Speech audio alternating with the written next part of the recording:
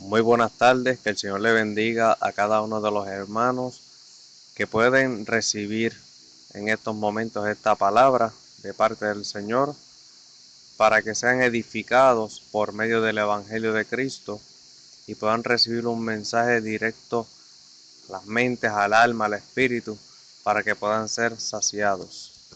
Nos dirigimos al libro de Gálatas, capítulo 6, versículo 9, donde nos dice: No nos cansemos, pues, de hacer bien, porque a su tiempo segaremos si no desmayamos. Todos conocemos que la epístola de Gálatas fue escrita por el apóstol Pablo, último apóstol nombrado por Dios, y que fue una muy importante ya que contiene bases sobre la salvación por medio de la fe y la gracia. Gálatas era una región, no una ciudad, y por ende es la única epístola que va dirigida a más de una iglesia en esa región. Esta epístola tiene un gran dilema entre Pablo, los judíos y los gentiles, y es querer imponer ciertas leyes del viejo pacto a los convertidos de la incircuncisión, aquellos gentiles que creyeron en el sacrificio hermoso de Jesús en el Gólgota, de los cuales Pablo fue constituido apóstol, y por quien velaba para que no fuesen engañados por medio de aquellos que querían corromper el poder único del sacrificio del Nazareno. Cuando leemos este versículo 9, menciona la palabra cansancio, y nos hacemos esta pregunta: ¿qué es el cansancio? Se define como la falta de fuerzas después de realizar un esfuerzo físico, intelectual o emocional, o por falta de descanso.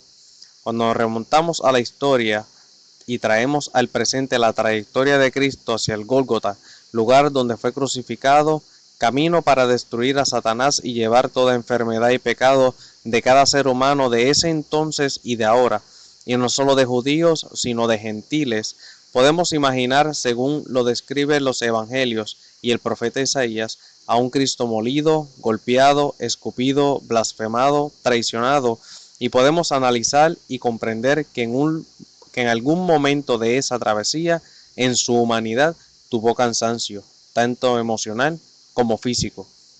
En ese caminar podemos pensar muchas cosas. El enemigo es padre de toda mentira y desea con fervor destruir el propósito de Dios en nuestras vidas, por lo que no dudamos que pudo haber tenido el atrevimiento de susurrarle al oído de Cristo muchas cosas, como por ejemplo: Judas te traicionó, Pedro te negó, estás débil, tu pueblo te entrega a la muerte. ¿Estás dispuesto a seguir con este camino aun cuando sabes que no lo merecen? No te aman, no te respetan. Y cuando analizamos, vemos que Jesús estaba muy cargado, pero dentro de sí existía una meta, un propósito, un fin, un destino, y era llegar a ese lugar y otorgar a cada ser humano la muestra de amor jamás vista, lo cual fue derramar su sangre para que todo aquel que en él crea fuese redimido y convertido en un hijo de Dios y coheredero del reino de los cielos, que pudiésemos tener el privilegio de estar aquí en la tierra por un tiempo, glorificando su nombre y esperando su regreso que está cerca. Y no podemos perder de perspectiva que fue un caminar fuerte y difícil. Cristo, la noche antes de ser crucificado, fue al monte a orar junto a sus discípulos y clamaba: Padre, si quieres, pasa de mí esta copa, pero no se haga mi voluntad sino la tuya. Y tuvo Dios que enviar un ángel para fortalecerlo. Yo no sé cuántos se encuentran en pruebas, en situaciones, en la espera de algo. Solo sé que en medio de esa angustia y en medio de esa desesperación, Dios no solo enviará ángeles para que acampen a tu alrededor, sino que también envía a su Santo Espíritu para consolarte, para darte nuevas fuerzas, para sustentarte en medio de la situación difícil. Quiere decir que no era fácil la encomienda de nuestro Salvador, al punto que dijo: Padre, pasa de mí esta copa.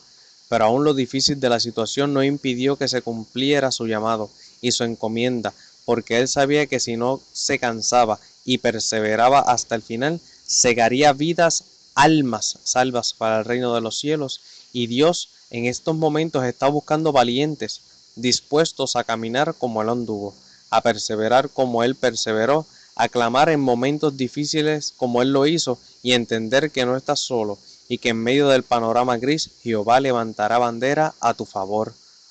Podemos ver este ejemplo de perseverancia, entender que en el camino siempre habrá situaciones a las que debemos enfrentarnos y tomar decisiones correctas para alcanzar la corona que Dios tiene para los que perseveran hasta el fin.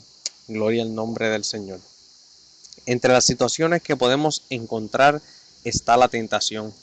Cristo fue llevado al desierto por el Espíritu y fue tentado por el enemigo de tal forma que pasados los días tuvo hambre. Y le dijo el enemigo de las almas a nuestro Salvador: convierte las piedras en pan. Le ofreció la gloria de los reinos de la tierra y le dijo que saltara de un lugar alto.